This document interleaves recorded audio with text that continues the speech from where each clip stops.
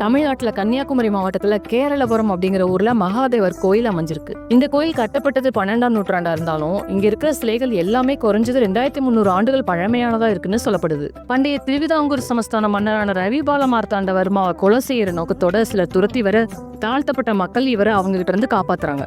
இதுக்கு கைமாறா ஜாதி வேற்றுமை இல்லாத ஒரு கோயில் வேணுங்கிற அவங்களோட கோரிக்கையை ஏத்துக்கிட்ட மன்னர் முதல் முறையா கேரளபுரத்துல மகாதேவர் ஆலயத்தை நிறுவுறாரு.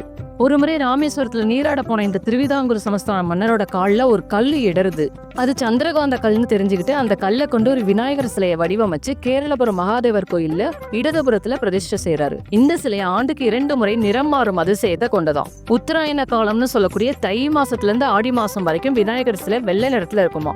அதே மாதிரி தட்சிணாயன காலத்துல, அதாவது ஆடி மாசத்துல இருந்து தை மாசம் வரைக்கும் சிலை கருப்பு நிறத்துல இருக்குமா. இந்த சிலை நிறம் மாறுறது மட்டும் இல்லாம இந்த கோயில் மரத்துக்கும் கிணற்று நீருக்கும் ஒரு தனித்துவமான பண்பு இருக்குன்னு சொல்றாங்க. தட்சிணாய காலத்துல சிலை கருப்பு நிறத்துல இருக்கிறப்போ இந்த கோயில் அரச மர இலைகள் எல்லாமே உதிர்ந்துருமா. அதே போல சிலையோட நிறத்துக்கு நேர்மாறா இந்த கிணற்று நீரோட நிறமும் வெள்ளையா மாறுதான். உத்தராயண காலத்துல சிலை வெள்ளை நிறத்துல இருக்கிறப்போ இலைகள் திரும்பவும் துளிர்க்க ஆரம்பிச்சிருமா, கிணற்று நீரும் கருப்பா மாறிடுமா. இது ரெண்டுமே வழக்கமான நடத்தை இல்லைன்னு சொல்லப்படுது.